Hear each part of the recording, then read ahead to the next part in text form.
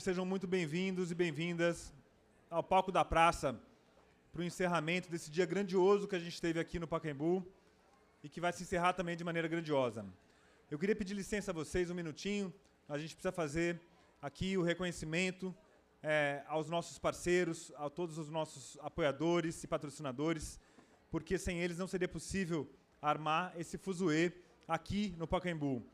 Essa Feira do Livro, ela se faz de um desejo coletivo, ela é uma construção de muitas pessoas que querem que ela aconteça, muitas instituições, muitas empresas, as autoridades públicas. Então eu queria fazer um agradecimento aqui a todas elas. Eu vou chamar aqui o meu querido sócio Álvaro Razuc, o arquiteto aqui nessa coisa toda. Por favor, Álvaro, seja bem-vindo. Vai dar uma palavrinha com vocês. Bom, minha vez agora. Bom, é uma alegria muito grande aqui, a gente está aqui na 3ª edição, aqui nessa Praça Charles Miller, um evento público gratuito. A presença de vocês é fundamental para que isso aconteça. Muito obrigado a todos vocês, aos nossos parceiros, patrocinadores, e que a gente tenha uma grande feira. Boa noite. Muito obrigado, Álvaro. Álvaro, que está à frente da Maré Produções, né, que é uma das co-realizadoras, junto com a Associação 451, que é um grande formador de arquitetos, de amigos, e esse é um projeto que nasceu em volta de uma máquina de café, em conversa de amigos, né? Se a gente tivesse marcado uma reunião de trabalho, não teria saído, né, Álvaro? Então, eu agradeço a você. Muito obrigado, viu, pela parceria.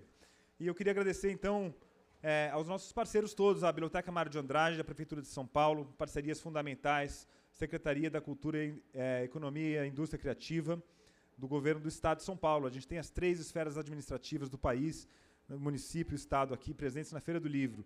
Os nossos parceiros, o Bubu Restaurante, que é um dos mais agradáveis da cidade, nosso parceiro aqui também, o Hotel São Paulo de Higienópolis, Vagalume, que é uma associação que faz bibliotecas na Amazônia, um projeto maravilhoso que faz o educativo aqui com a gente. A Mais Diferenças, que nos auxiliou a fazer uma feira mais acessível para as pessoas com deficiência, foi um objetivo nosso, e além da obrigação legal e receber todo mundo adequadamente para poder fruir a praça pública do jeito que todo mundo merece.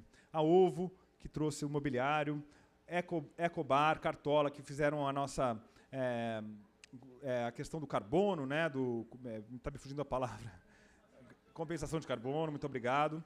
Só de tirar os carros dessa praça por uns dias, a gente já tira um bocado de carbono da atmosfera, mas mesmo assim a gente também faz uma ação para mitigar o efeito da feira. A Rede Lê, com quem a gente está fazendo essa parceria maravilhosa de doação de livros, está ali na frente, a gente vai doar mais de 40 mil livros para as bibliotecas comunitárias e escolares do Rio Grande do Sul. Muito obrigado à Rede Lê, da Patrícia Auerbach. E a Clabin, que nos cedeu as caixas para embalar esses livros. Muito obrigado. Todavia e Fósforo são as editoras que patrocinaram. Agradecemos muito, assim como a Fundação Itaú Social também. Folha e Piauí, nossos parceiros de mídia, é fundamental o jornalismo nesses dias de hoje. Quem lê jornal, lê livro. Quem lê livro, lê jornal. Vamos assinar a imprensa independente, vamos assinar a 451, a Folha, a Piauí e todos os jornalistas que estão nos ajudando a construir o país. Obrigado a 2 Pontos, nossa livraria oficial, a Ibirapitanga, que nos ajudou com a isenção aos editores quilombolas, negros, periféricos. A gente teve uma atenção à bibliodiversidade, que é esse conceito tão importante do mercado editorial, que é a diversidade editorial. E a diversidade editorial nada mais é do que a diversidade de opiniões, a diversidade de olhares, a diversidade de sensibilidades e de saberes artísticos, saberes intelectuais. Então, a gente tem aqui uma série de editoras que foram isentadas da taxa de participação com a ajuda do Ibirapitanga. Muito obrigado. Enjoei, nosso apoiador, Instituto Vera Cruz, também está apoiando, Companhia das Letras, editora fundamental também no apoio aqui à Feira do Livro, a MOS também está apoiando a gente, o Instituto Camões, que trouxe o autor, o Rui Tavares, lá de Portugal, e a Embaixada da França trouxe a Hannelore Kerr.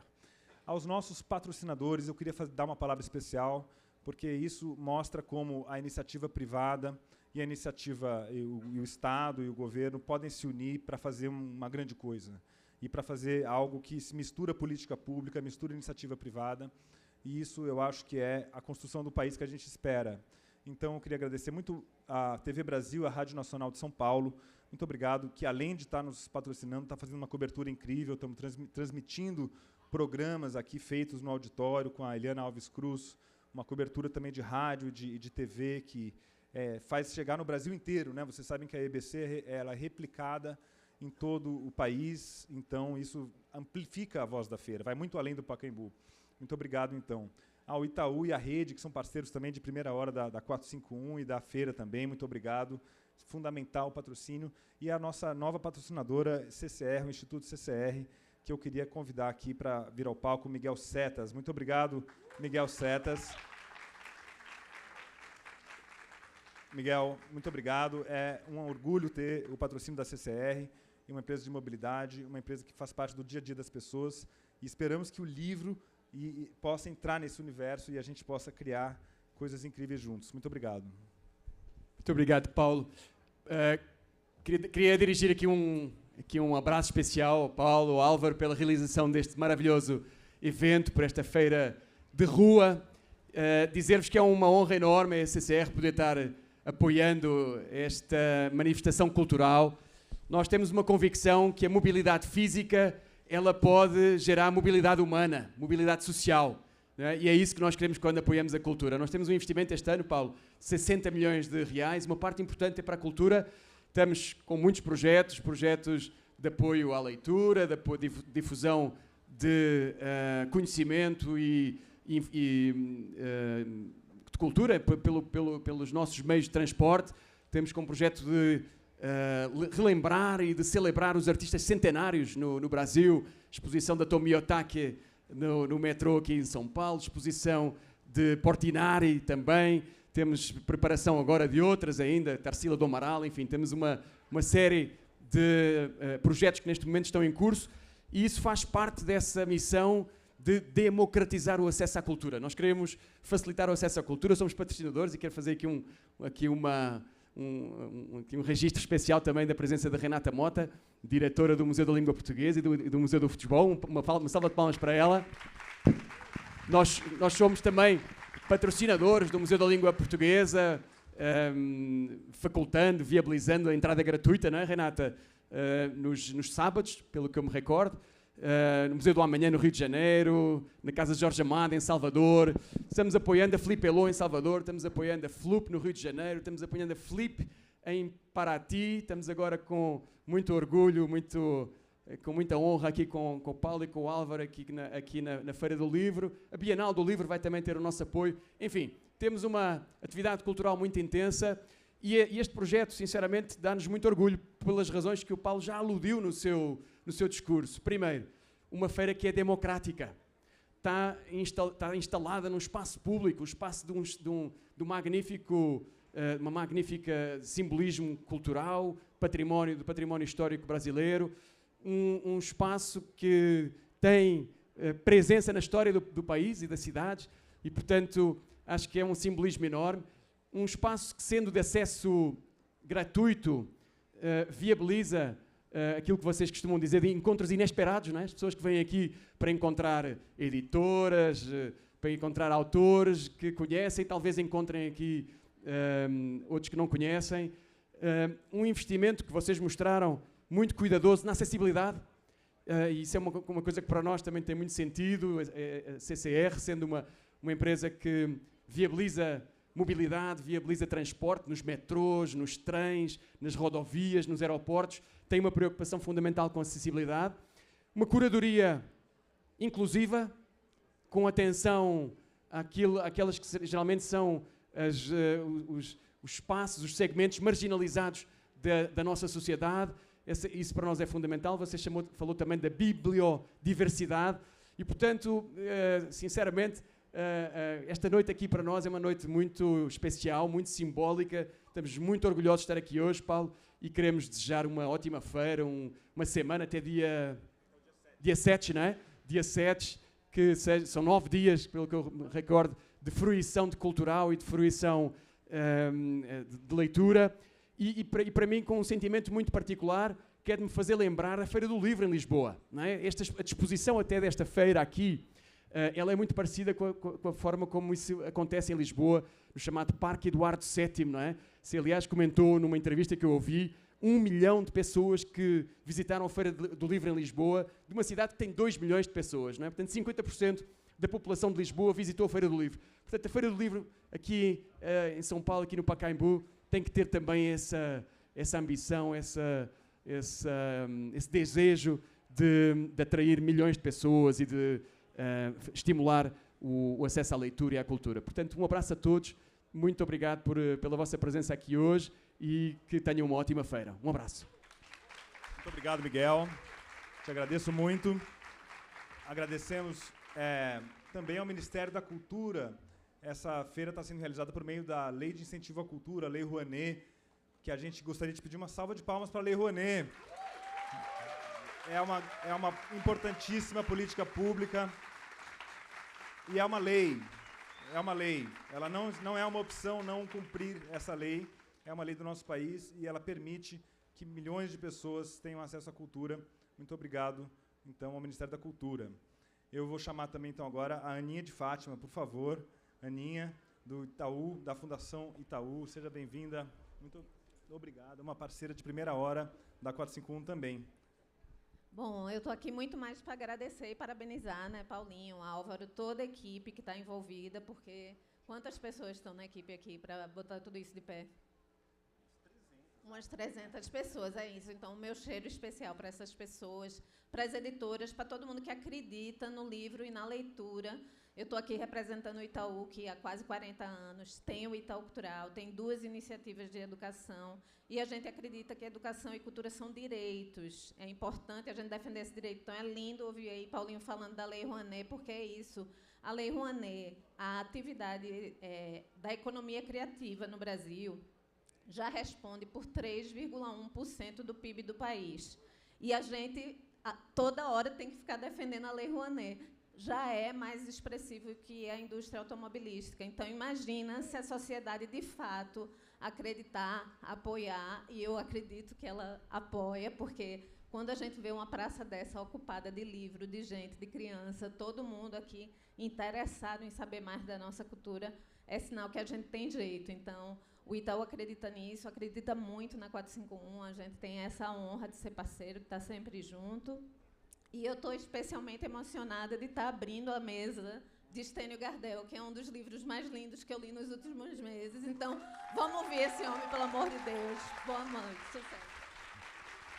Obrigado, Aninha. Obrigado toda a equipe do Itaú, da Fundação Itaú, fundamental na cultura brasileira. Muito obrigado. Aproveito aqui para agradecer também às nossas intérpretes de Libras, que está garantindo a acessibilidade de todos os debates, toda a equipe de tradução, eu agradeço. Vamos ali o pessoal agradecendo. Vamos ter, inclusive, uma aula pública de Libras aqui, da língua brasileira de sinais, aqui nesse palco, vai ser dado para quem quiser aprender, vai ser aqui durante a semana. Bom, prosseguindo aqui, já estou encerrando aqui, eu queria também fazer um agradecimento especial ao Museu do Futebol, Renata Mota, desde o primeiro momento, palmas para a Renata e palmas para toda a equipe do museu, abriu a porta para esses 2 malucos que ela mal conhecia, né? Lá em 2022, e a gente tem o museu como um parceiro privilegiado, uma honra muito grande e uma instituição que a gente admira em vários níveis, do ponto de vista de curadoria, do ponto de vista de gestão, do ponto de vista de responsabilidade social e de frequentação, né? O público que essas instituições têm é admirável e a gente só tem a aprender com vocês. Muito obrigado, Renata. E o Museu do Futebol vai abrir agora em julho, né? A nova exposição permanente. Eu convido vocês a conhecer logo depois da Feira do Livro. E, por fim, gostaria de chamar Ana, vem aqui da TV Brasil, Rádio Nacional. Seja bem-vinda. Muito obrigado. É a força do jornalismo público. O jornalismo, como todo mundo sabe, é um bem da sociedade, é um bem de interesse público. E seja ele praticado por entidades privadas ou públicas, ele é uma coisa em que a gente deve apostar e acreditar. Então, quando tivemos a presença de vocês aqui, foi uma coisa que teve um significado em muitas camadas. Eu queria agradecer muito. Muito obrigado. Obrigada. A gente que agradece. Eu estou muito feliz de estar aqui nessa feira que só está na 3ª edição e já tem essa grandiosidade. Eu fiquei muito impressionada e estou muito feliz mesmo. Eu agradeço em nome da EBC, em nome do Jean Lima, que é o nosso presidente, não pôde estar aqui hoje, mas estará, faz toda a questão de prestigiar. E agradeço também em nome das nossas emissoras patrocinadoras, que é a TV Brasil e a Rádio Nacional de São Paulo. A gente vai estar aqui amanhã gravando o Trilha de Letras, já estão todos convidados, 10h15 e 14 horas, e o pessoal da rádio também está aqui durante toda a semana, mostrando o que tem de melhor por aqui. Muito obrigada mesmo. A EBC tem como missão criar e difundir conteúdos que sirvam para a formação crítica das pessoas. E o livro tem um papel incrível, né, nessa formação crítica. Então, Paulo, parabéns, parabéns toda a equipe que botou essa feira de pé, todos com muito profissionalismo e com muito amor pelo que fazem. Parabéns. Obrigado, Ana Cristina. Muito obrigado pelas suas palavras. É isso aí, gente. Estou encerrando aqui, então, os nossos agradecimentos, fazendo um agradecimento agora à equipe da Feira do Livro, da Maré Produções, da Associação 451, da Maxi Técnica, da Limpeza e de todos os setores que estão permitindo a gente realizar essa festa. Vou chamar agora ao palco, então, um grande jornalista literário brasileiro que se converteu num editor, um editor de livros, já lá na CEP, que é a Companhia Editora de Pernambuco, também uma empresa pública de publicações da mais alta relevância. Foi o editor por muitos anos do Suplemento Pernambuco e agora é editor da Editora Nós. Vem aqui para o palco Schneider Carpegiani, seja bem-vindo.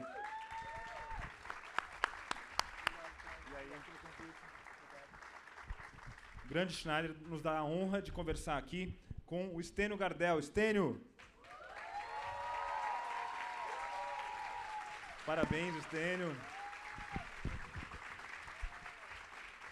Grande autor premiado, grande autor brasileiro, que comove todo mundo com esse livro absolutamente impactante, que é A Palavra que Resta. Então, já não me resta falar mais nada.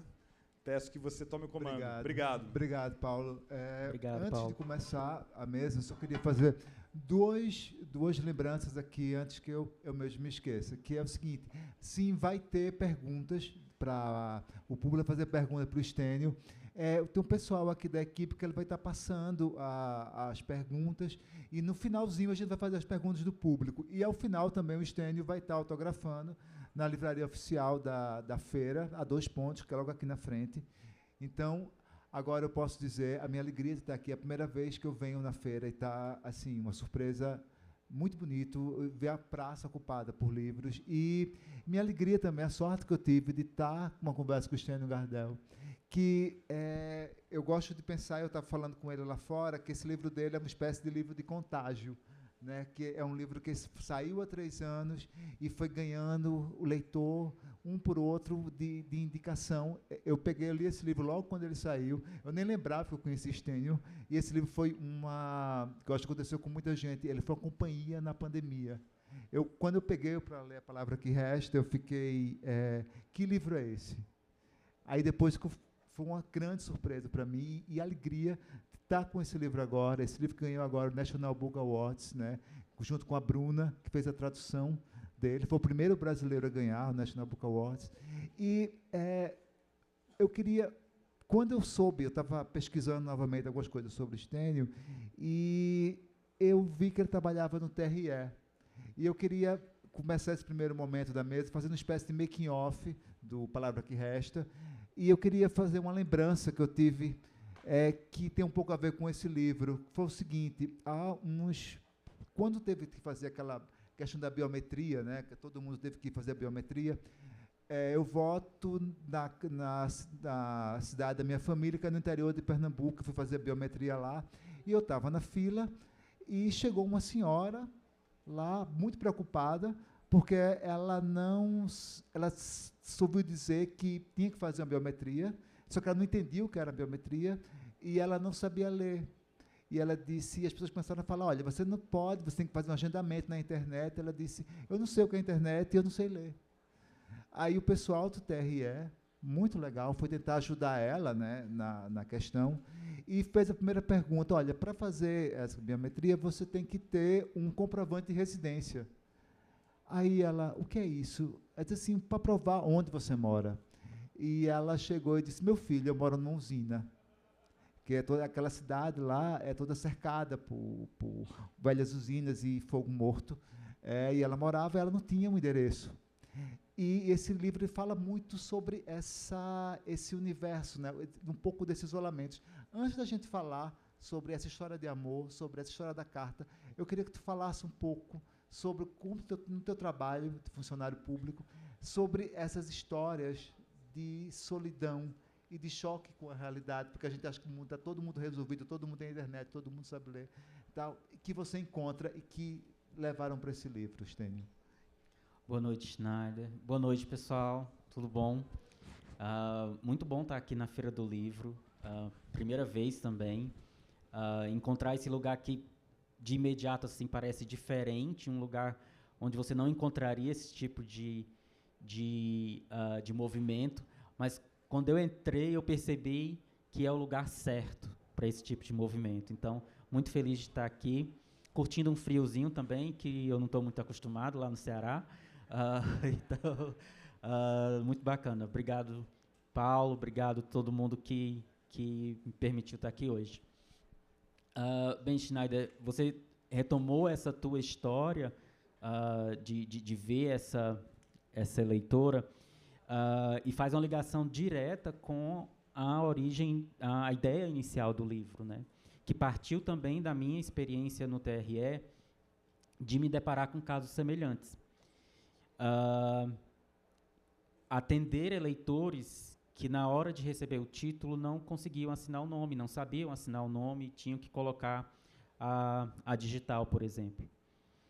E esse choque, essa percepção é quase o estranhamento para quem sempre foi letrado. Passa tão desapercebido o fato da gente assinar o nome em qualquer lugar, o fato da gente conseguir identificar esse mundo letrado em que a gente está imerso. Mas existem pessoas, por exemplo, que têm dificuldade de pegar um ônibus, pessoas que têm dificuldade de chegar em qualquer órgão público, de ser atendido em um hospital por causa do desconhecimento da língua escrita. Então, naqueles momentos, eu imaginava que aquelas pessoas se lembravam de outros momentos da vida, da infância, da adolescência, quando não puderam, por quaisquer razões, ou não quiseram, não me cabia e não me cabe julgar também, frequentar a escola para aprender a ler e escrever. E essas pessoas, de alguma maneira, me marcaram a esse ponto de tentar imaginar como é a vida delas, como seria a vida delas sem conhecer a língua escrita. Foi um exercício, ao mesmo tempo, desafiador, mas muito interessante, porque, por exemplo, quando eu estava escrevendo o livro e eu fui pesquisar um pouco como era a educação de jovens e adultos, eu já tinha escrito uma parte do livro, e o primeiro capítulo, vocês sabem, começa com Raimundo escrevendo o nome completo pela primeira vez. E eu me deparo, então, com um livro didático, utilizado nos EJAs, que são os sistemas de educação de jovens e adultos, e a primeira lição é mostrar ao aluno como escrever o próprio nome.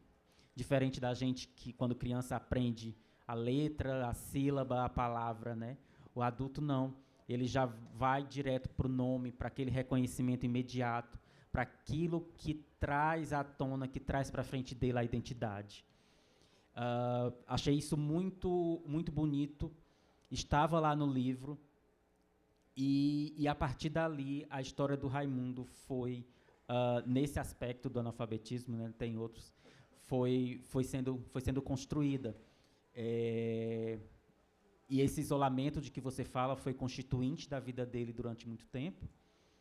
Até, claro, estava emaranhada com outras questões, mas até os 71 anos, quando ele finalmente se encontra pronto, eu acho que teve aí um aprendizado para que ele chegasse ao primeiro dia de aula para esse outro aprendizado do ler e escrever. Estênio, eu fiquei lembrando agora também uma coisa, porque assim, o livro ele é sobre, ele acontece, é uma história de amor entre dois homens, um deles não sabe ler e o outro vai embora e deixa uma carta e passa um tempo, né, para isso, e esse livro é um livro sobre a tentativa de ler uma carta de amor. É uma das possibilidades de leitura do livro. Mas uma coisa que eu fiquei pensando também, pensando no que você estava falando agora, é que a gente pensar na palavra que resta como um romance queer, estava pensando nele também de uma forma até mais ampla, de uma forma também como você coloca também o analfabeto nesse mundo também como uma situação queer também, na ideia de estranhamento também, né? De falar um pouco sobre isso. Eu acho que os dois desenvolvimentos do Raimundo enquanto personagem, esse desenvolvimento de exclusão pelo analfabetismo e o desenvolvimento e que depois ele vai se tornar letrado, e o desenvolvimento que começa com o estranhamento dele com a própria sexualidade e que depois passa para a autoaceitação e a mudança dele de postura no mundo. Esses dois caminhos, eles estão no livro de uma forma assim, acontecem meio que paralelamente e que se relacionam muito também, como eu falei, estão emaranhadas, né? O Raimundo, ele passa por esse aprendizado de vida, por esse conhecimento de mundo, certo que ele viajava sem parar, não tinha canto para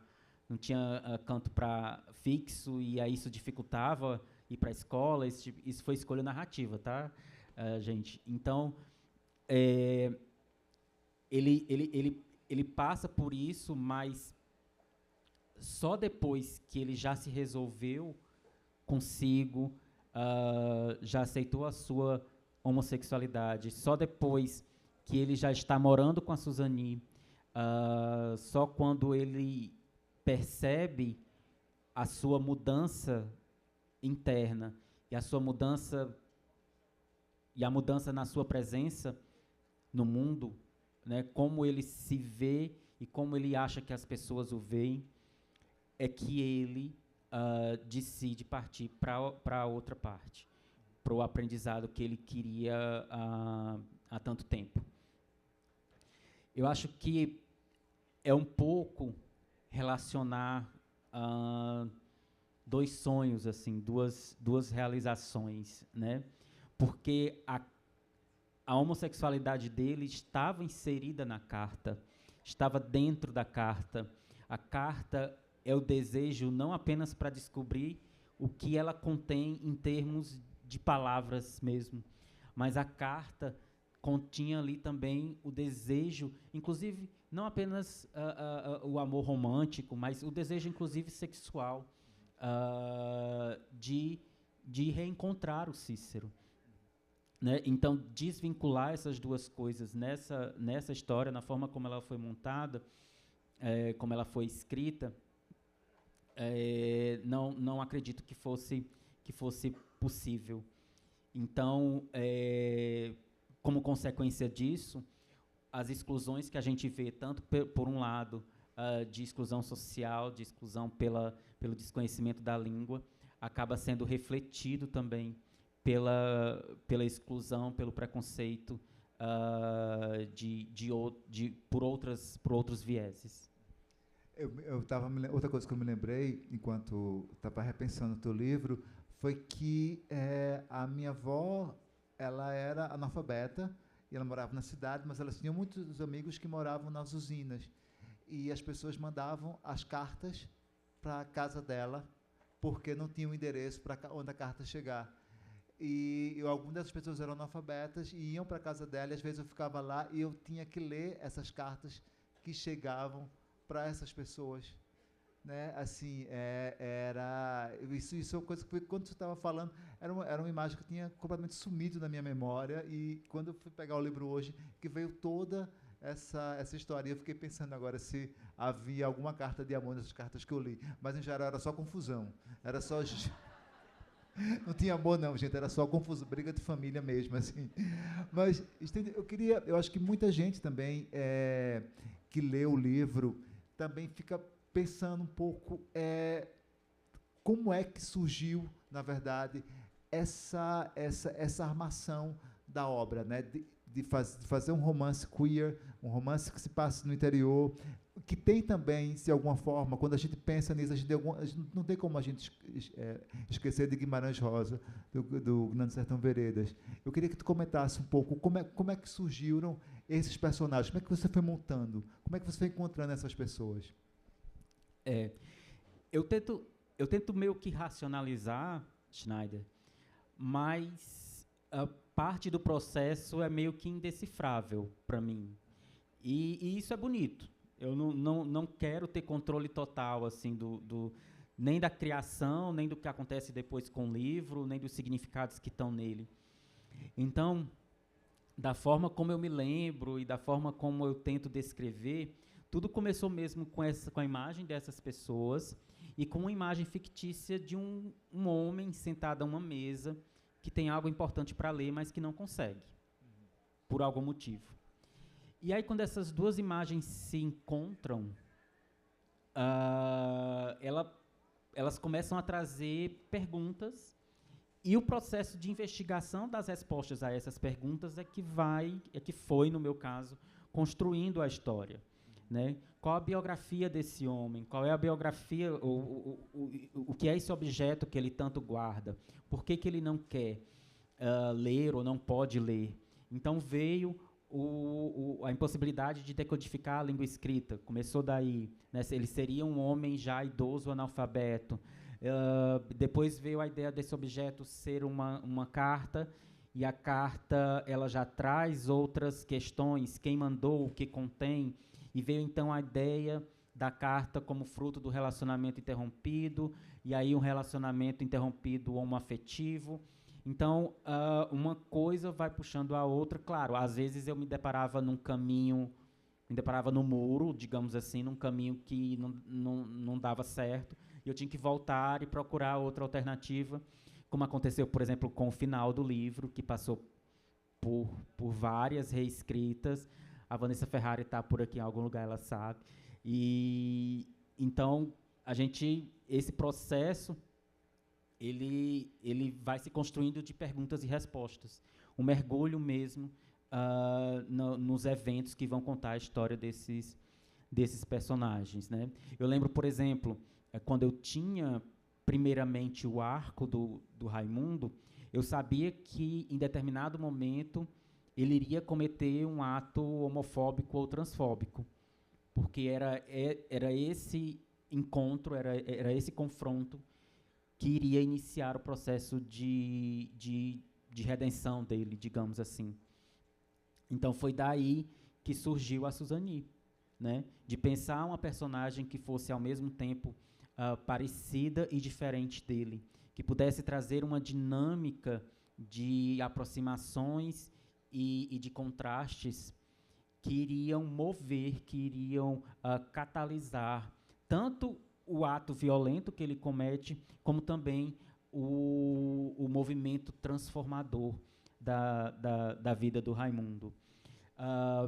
Por exemplo, eu queria trazer também para o livro a história pregressa do Raimundo, como uma forma de abordar a periodicidade, digamos assim, não periodicidade, mas o caráter cíclico da violência, né, da repetição e propagação da violência dentro das famílias e que se extrapola delas. E foi daí que surgiu o relacionamento entre o pai do Raimundo e o tio do Raimundo, e a morte do tio do Raimundo. Spoilers, desculpa. Então... Eu já ia quase dando um outro spoiler, pior ainda, fica calado. Então, escolher esses personagens para contar né, o histórico familiar do Raimundo, que tem uma relação direta com a trajetória dele, da forma como ele sofreu violências que são muito mais antigas do que ele mesmo. E foi esse, assim, é uma das partes mais bacanas da escrita. Escrever é ótimo, é maravilhoso ver as palavras construindo aquilo que você imaginou. Mas estar ali, comigo o processo foi assim, eu sentei com um caderno, em cada folha eu ia escolhendo e escrevendo os eventos. E buscando, e cavando mesmo, procurando, quase como num labirinto, esses caminhos que iam contar a história do Raimundo. É muito gostoso, é divertido. É uma parte maravilhosa do processo de criação. E acho lembrar aqui para a plateia, porque a gente está falando, a gente está repetindo sempre esses nomes, Raimundo, Suzani, Cícero e tal, porque esse livro, ele tem entre as várias coisas positivas dele, ele criou personagens que a gente acaba tendo uma relação de afeto. Quando a gente está falando aqui Raimundo, Suzani e tal, porque a gente passou por esse livro e essas pessoas, elas existem para a gente. É muito bom a gente falar o nome dos personagens como se fossem pessoas, né, que a gente conhece. Eu queria que tu falasse um pouco, eu comentei no começo dessa mesa que eu penso que A Palavra que Resta é um livro de contágio, no sentido que ele foi crescendo, sobretudo, a partir dessa relação de boca a boca do leitor. Né, do choque do leitor, de encontrar com isso, de uma pessoa passar para outra, sobre esse livro, sobretudo em clubes de leitura também, que foram importantíssimos, estão sendo importantíssimos nesse processo que a gente está vivendo agora também de uma valorização maior dessa literatura brasileira contemporânea. Eu queria que tu comentasse um pouco a relação dos leitores, eu acho que deve ter vários do livro, que você tem recebido ao longo do tempo em relação à Palavra que Resta, essas histórias suas que os leitores lhe falam, essa devolutiva. Uma das coisas que me falam é isso que você falou, dessa intimidade quase com os personagens, principalmente com Raimundo. Algumas pessoas me falam, é como se o Raimundo estivesse conversando ali perto de mim, por causa da oralidade que está no texto e tudo. Realmente, o livro foi lançado no meio da pandemia, e a pandemia proporcionou esse crescimento em número, em alcance dos clubes de leitura, né? E eu participei de muitos clubes virtuais, presenciais também. E é sempre incrível, é sempre revigorante encontrar vários livros nas leituras dessas pessoas, né? Cada um, em algum momento, percebe algo diferente. Eu já me surpreendi mesmo com coisa que eu não sabia que estava ali no livro. Por exemplo, né, eu falei agora de criação de personagem. Quando eu pensei a Dona Caetana, que é a mãe do Raimundo, ela surgiu, na verdade, de uma frase que eu tinha em mente, que está no livro também, que quando o Raimundo fala para a irmã dele, eu aguento o braço do pai, mas não aguento as palavras da mãe. Então, eu sabia que a Dona Caetana seria a personagem responsável pela quebra do vínculo do Raimundo com a família e com a terra dele. E aí, num desses clubes de leitura, uma leitura... Você estava lá? Olha aí. Pronto. Uma dessas leitoras, eu pensei a Caetana dessa forma, né, porque ela faz isso de uma maneira muito cruel. Então, uma das leitoras mostrou essa outra possibilidade.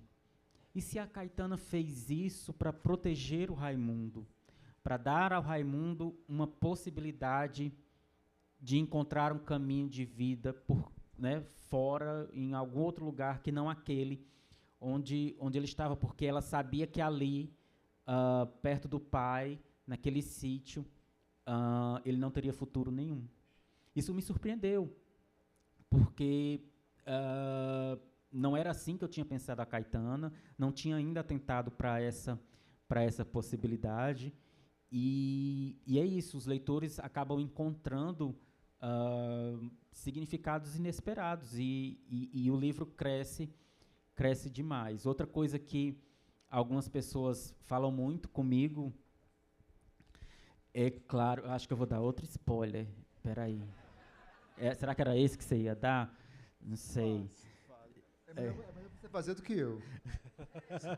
Olha aí, tá vendo? Não vou dar um completo spoiler, mas digamos que tem relação com o final do livro. Né? Algumas pessoas adoram, algumas pessoas aceitam, algumas pessoas detestam e mandam mensagens fortes, digamos, no meu direct. Então,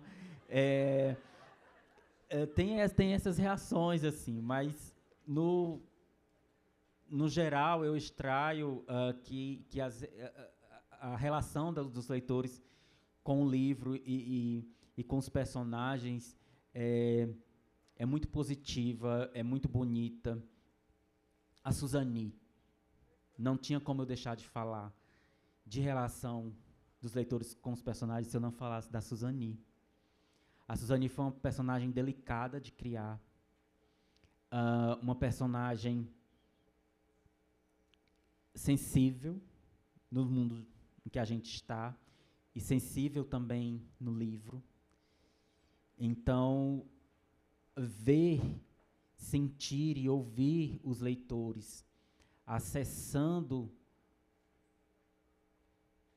o que está para além das palavras, porque as palavras são muito violentas, são muito duras, mas os leitores conseguem acessar o que é para ser acessado em termos de pensar e buscar a não violência, de buscar o respeito, de buscar a diversidade. E eu acho que a Suzani, a relação da Suzani com o Raimundo é muito responsável por isso. Eu adoro a Suzani e eu adoro que ela é uma favorita dos fãs. Gente, tem vendo a reação de vocês enquanto o Stênio fala, eu fico pensando que coisa boa a gente estar num espaço com a quantidade de gente no país que se fala, tanta gente não lê, tanta gente que leu esse livro, que conhece a história dele. Nos últimos anos, a gente está vendo, na verdade, esses fenômenos literários, né, que livros que as pessoas conhecem como se conhecia antigamente uma novela. Quando a gente pensa no Torturado, do Itamar, quando a gente pensa no O Preço do Pássaro Morto, da Aline Bay, do Tudo é Rio, da Carla Madeira, do teu livro agora, que está ficando ainda mais forte nos últimos tempos, e também o da Socorro Racioli, o Cabeça do Santo. E o Oração. Cabeça do Santo do Oração, agora, que está sendo esse fenômeno nos últimos meses. E tu fosse aluno da Socorro Racioli, e eu queria que tu comentasse, o Socorro Racioli, ela comanda um curso de escrita criativa, né, online, que qualquer pessoa do Brasil pode fazer, lá na Unifor, em Fortaleza, mas eu queria que tu comentasse um pouco sobre a importância, que sempre tem essa polêmica, vale a pena ou não vale a pena fazer, desses cursos de escritas criativas para o trabalho do autor. Eu acho que, assim, a minha experiência pode ser diferente para outras pessoas, né? Eu acho importante que cada um encontre o caminho que vai satisfazer o desejo de escrever. Para mim, os ateliês de narrativa da Socorro Racioli, o encontro com a Socorro Racioli, não apenas as aulas, mas o encontro com ela foi definitivo. Foi uma virada de página na minha própria história, digamos assim. Porque eu já tinha vontade de escrever há muito tempo. Estava se tornando uma angústia. Nunca me dedicava para valer, tinha rascunhos, tinha inícios de livros, tinha contos guardados, mas estar nos ateliês de narrativa da Socorro com pessoas que queriam a mesma coisa que eu, compartilhando as ideias, compartilhando os escritos, estar tendo aula com a Socorro Racioli, foi assim, me trouxe um senso de oportunidade, de perceber que naquele momento eu não seria mais. E eu me lembro muito claramente quando acabou o primeiro módulo dos ateliês, porque foram cursos que duraram cerca de 1 ano, em 3 módulos. E quando acabou o primeiro módulo, ao final de 2016, dezembro de 2016, eu cheguei em casa da última aula, era sábado, ali comecinho da noite, e no meu quarto, pensando no final do primeiro módulo, no que a gente tinha estudado, eu já tinha apresentado a ideia, a Socorro tinha gostado, os colegas tinham gostado. E eu apresentasse a ideia do livro no meio da Sim, eu lembro. Eu tinha um auditório, era um auditório de uma livraria lá em Fortaleza, e tinha um pequeno palco, a Socorro sentada ali, e a gente sentava aqui no palco mesmo e contava o que a gente tinha pensado até aquele momento. Né, o que era a história, se já tinha escrito alguma coisa, e a Socorro já dava as primeiras impressões dela e tudo. Então, ali no meu quarto, depois dessas primeiras aulas, eu tomei a decisão. Foi algo assim de pensar comigo, não, eu vou escrever a história do Raimundo. E dali eu não larguei mais. Né? Em 2017, agosto de 2017, entreguei para ela a primeira versão do livro, e aí o livro seguiu um caminho com leitura crítica da Vanessa Ferrari, depois veio a proposta da companhia, e a publicação, e esse caminho bonito que ele está seguindo. Então, o curso de escrita criativa, ele me trouxe não apenas essa possibilidade de aprender mesmo, né, de técnica narrativa, digamos, de ler sobre técnica literária, mas também de ler literatura com outros olhares, ler literatura buscando não mais apenas por fruição, essa é uma leitura importante também, mas uma leitura mais próxima, uma leitura buscando elementos da construção narrativa, fora os aspectos pessoais, de natureza pessoal, né, de expor os meus textos, por exemplo. Né? Não tem como um livro sair da cabeça do autor para a mão do leitor sem passar por outras pessoas. Né? E esse passar por outras pessoas implica estar aberto a críticas, a julgamentos. E isso, para mim, foi um passo muito, muito importante. Mas de tudo isso, talvez o mais significativo e o que eu buscava com mais ânsia era saber se aquilo que eu estava escrevendo era literatura. Eu queria essa legitimação. Eu tinha a minha compreensão de literatura pelo que eu lia, como leitor, mas como autor eu não sabia. Às vezes eu achava que sim, às vezes eu achava que não. E os ateliês, e mais do que isso, o encontro com a Socorro me trouxe isso. Eu tive essa legitimação assim que ela me deu um retorno da primeira versão do livro. Né? E ela já falou ali que tinha gostado, e me deu as impressões dela, fez comentários, mas ali eu já tinha... Depois eu busquei uma outra afirmação, que era ser publicado por uma editora e tudo, mas ali eu já percebi que eu estava realizando aquele sonho que eu carregava há tanto tempo. Quer dizer que a palavra que resta começou com o TCC, né? Por aí. Estênio, eu fiquei pensando um pouco nessa coisa que tu fala, desse depoimento agora, nessa quantidade de gente, na verdade, que leu o livro, que fez leitura crítica. Eu lembro que eu sou amigo da Socorro Racioli e ela fala do teu livro desde que eu conheço ela. Ela, olha, tem um livro que é maravilhoso e tal, e tal, e tal. Dessa coisa de que o quem vai, quem se mete, na verdade, não necessariamente a escrever, mas a publicar um livro, tem que dar a cara a tapa, não tem que ter medo de crítica, tem que reescrever várias vezes. Né? Se você pode ser um escritor para você mesmo, mas se você quer jogar aquilo ali fora, é um trabalho infernal, sem fim. Né? E não tem que ter não tem que ter pressa. Não, eu não tive pressa. Eu tenho algumas anotações do livro de 2013 e os ateliês eu comecei a escrever para valer em 2016, como eu falei.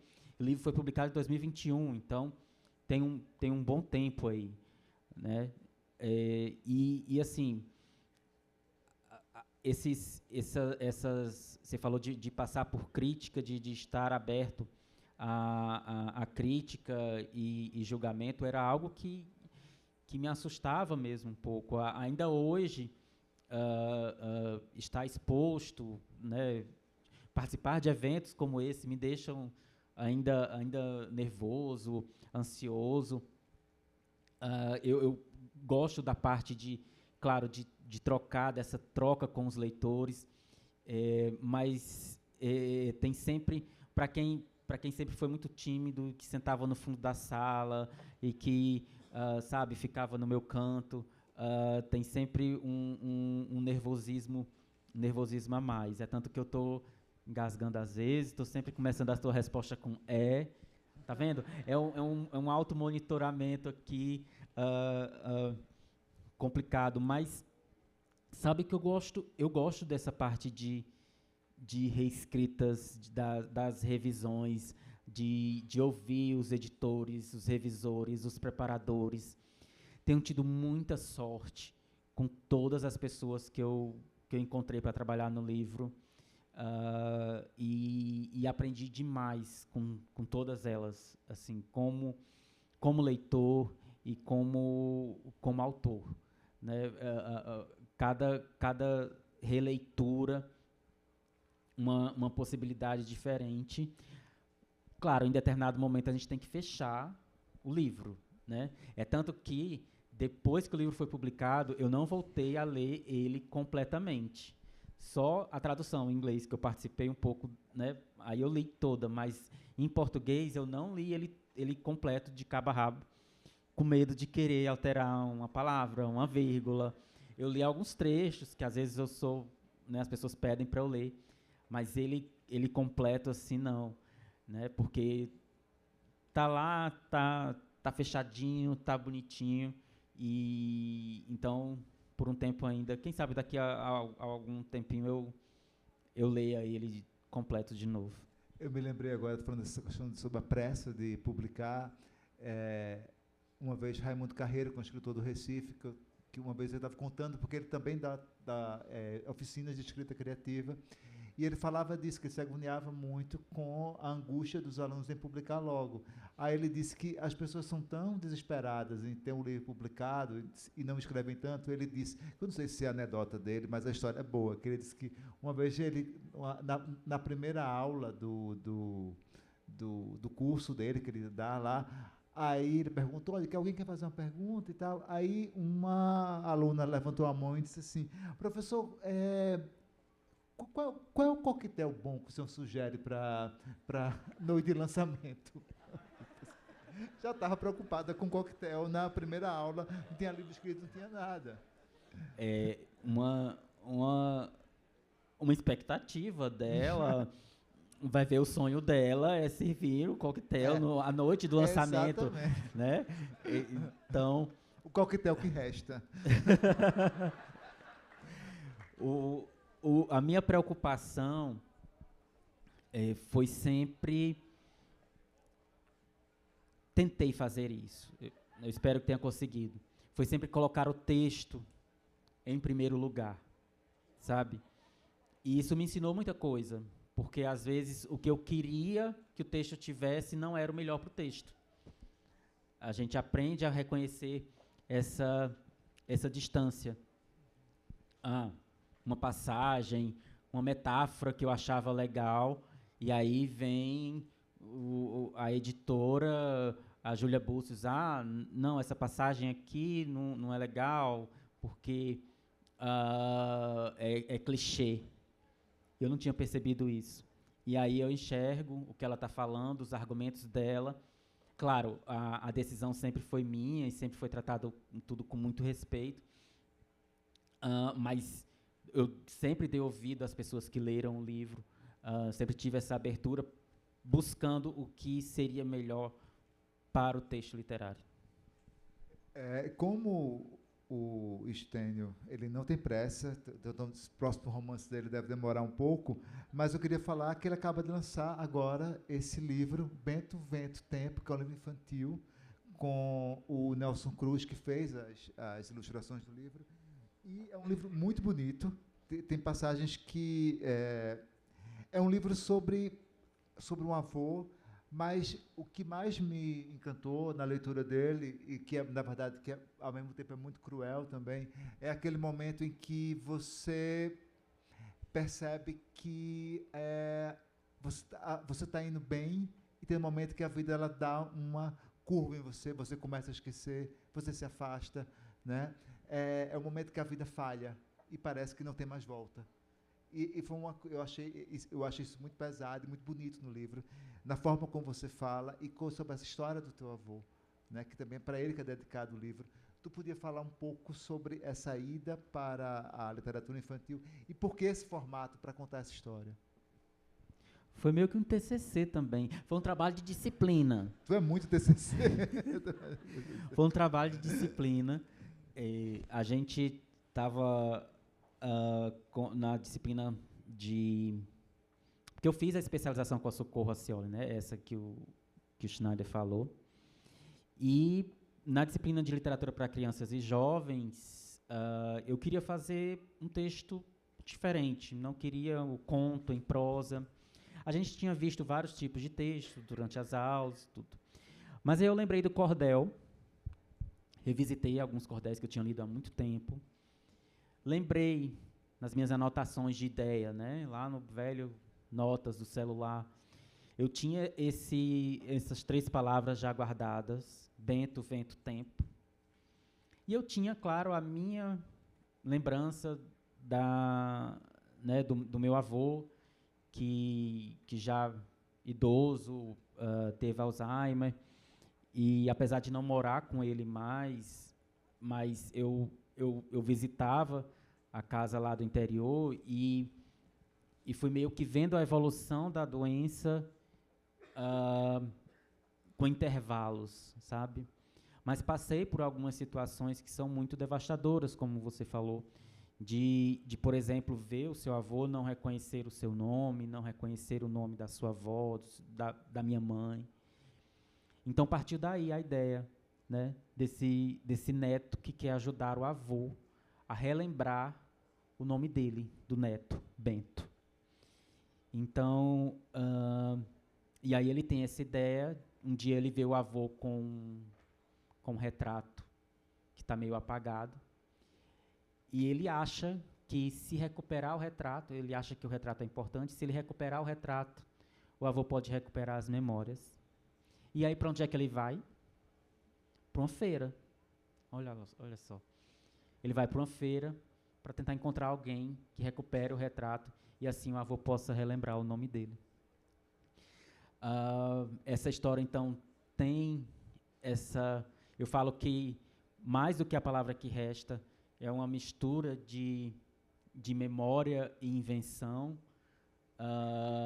mas que também é muito...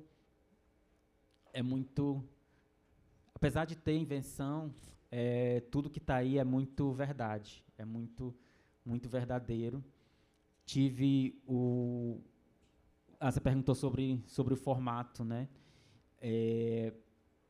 Foi mesmo uma tentativa de fazer algo diferente. Nunca tinha escrito nenhum tipo de poesia. Acho que eu só consegui escrever o cordel porque ele é fundamentalmente narrativo, ele conta uma história, e foi muito bacana porque, apesar de... é um certo paradoxo, apesar de ter ali as limitações de métrica e rima, que, né, tem que achar as palavras certas para caberem nos versos, e os versos pares na cestilha tem que rimar, mas ao mesmo tempo que eu tinha essas limitações, eu experienciava meio que uma ampliação assim de possibilidades, sabe, na investigação, de ir procurando essas palavras. Foi muito revelador, digamos, e, assim, reconhecer essa outra possibilidade de trato da língua portuguesa. Eu acho muito bonito esse verso aqui. Ele assim esquecia tudo que tinha esquecido. Era uma vivência longa, tudo que tinha aprendido. A doença tinha asas abertas sobre o sentido. Essa doença tinha as asas abertas sobre o sentido. É muito bonito isso. Stênio, a gente vai aproveitar agora, a gente está chegando já nos 15 minutos finais. A gente tem 2 perguntas aqui do público, né? A primeira eu acho que você respondeu de alguma forma, mas talvez você vai um pouco ser mais incisivo nisso. Eu achei bonita essa questão. Como foi? Porque você perguntou um pouco antes, quando você estava criando o livro, de que isso é literatura ou não é literatura. Eu queria até, aproveitando que tu fala uma das poucas, foi o momento que tu pensasse também, isso aqui é literatura. O que foi que levou você a pensar nisso? Mas a pergunta é, como foi o seu processo de se autorizar enquanto escritor? Foi essa busca, não sei se todo autor é assim, não sei se tem que ser assim, mas foi essa busca por alguém que já estava autorizado me dizer, não, Stênio, o que você está escrevendo, isso aqui é literatura, isso aqui é um texto literário. Isso aconteceu quando a Socorro me deu o retorno. Ela já tinha impressões muito positivas do livro durante as aulas, mas só com o texto mesmo finalizado, com a primeira versão escrita e com o retorno dela, é que eu acreditei mesmo e iniciei, digamos, esse processo de me enxergar como autor. E para mim, esse ser autor é uma forma de conversar com as pessoas. Acho que eu enxergo a literatura um pouco assim, como uma maneira de me comunicar com as pessoas, de falar com as pessoas sobre assuntos que são importantes para mim e que eu acho que são importantes para elas, de uma maneira especial, como é o texto literário, né? O texto literário tem essas características, tem as suas características que permitem uma identificação ou uma relação e depois uma nova forma de olhar a realidade que nem outro tipo de texto acho que faz. Então, essa particularidade, essa especialidade do texto literário, para mim, é muito cara. E era isso que eu buscava, né? Saber se o que eu estava escrevendo ia atingir as pessoas dessa maneira.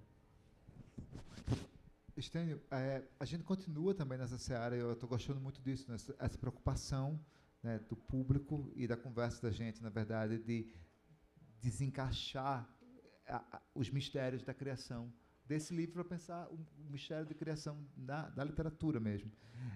A próxima pergunta é, como é o seu processo criativo, sua rotina de escrita, considerando que você, assim como a maioria, tem um trabalho formal? Como você construiu essa rotina? Primeiro, eu acho que eu tenho uma confissão a fazer, não sei se vai ser muito decepcionante para as pessoas, mas eu não sou ainda aquele autor que escreve todo dia. Acreditem. Eu escrevo todo dia quando eu estou investido num projeto. A palavra que resta, eu tirei férias do meu trabalho, 3 semanas de férias, eu já tinha feito todo o planejamento do livro, já tinha a história toda montada por capítulos. Na parede do meu quarto eu tinha 2 filas de post-it, uma na sequência cronológica dos capítulos da história, outra na sequência textual de apresentação dos capítulos. E aí todo dia eu ia dormir olhando para esses post-its e pensando no capítulo que eu ia escrever no dia seguinte. Estava de férias, acordava muito cedo, não fazia nada antes de escrever alguma coisa. Sem preocupação de páginas ou de quantidade de palavras, eu escrevia aquilo que eu achava que estava bom para aquele dia. E assim eu consegui escrever todos os dias e fiz nessa rotina quase 90% do livro. E o restante eu concluí até agosto, encaixando horários, né, com o meu trabalho. Ou continuando a acordar mais cedo antes de ir, ou no final do dia. O fato é que, como eu tinha decidido escrever, eu tinha que encontrar espaços para isso, porque, novamente, o texto não vai sair sozinho da minha cabeça, não ia sair sozinho para o computador ou para o papel. E assim eu fui acomodando os momentos de escrita. Depois que o livro já estava no processo de edição, aí são momentos mais rápidos, digamos assim, né? A leitura, eu não tive profundas alterações a fazer, fiz poucas mudanças narrativas, exceto o final. E também um capítulo que a Socorro Acioli recomendou, que é o capítulo Lamparina. Fora isso, a edição consistiu basicamente de aspectos textuais e linguísticos. Então, foi mais fácil ainda, mais tranquilo ainda de acomodar.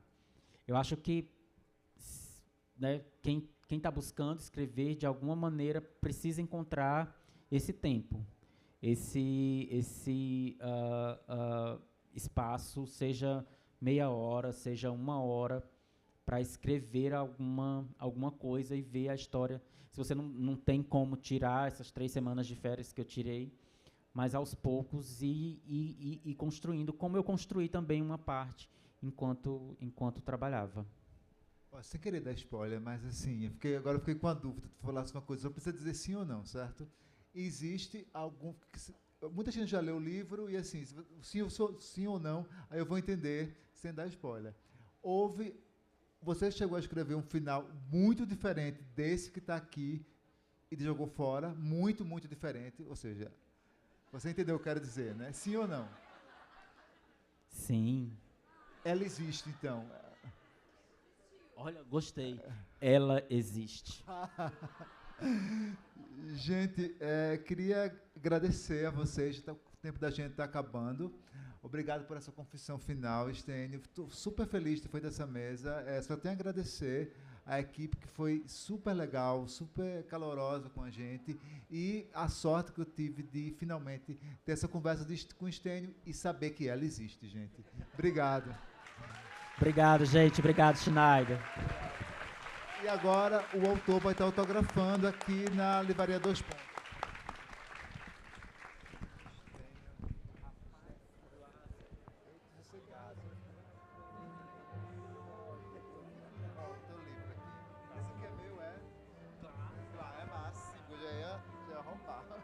Obrigado, querido.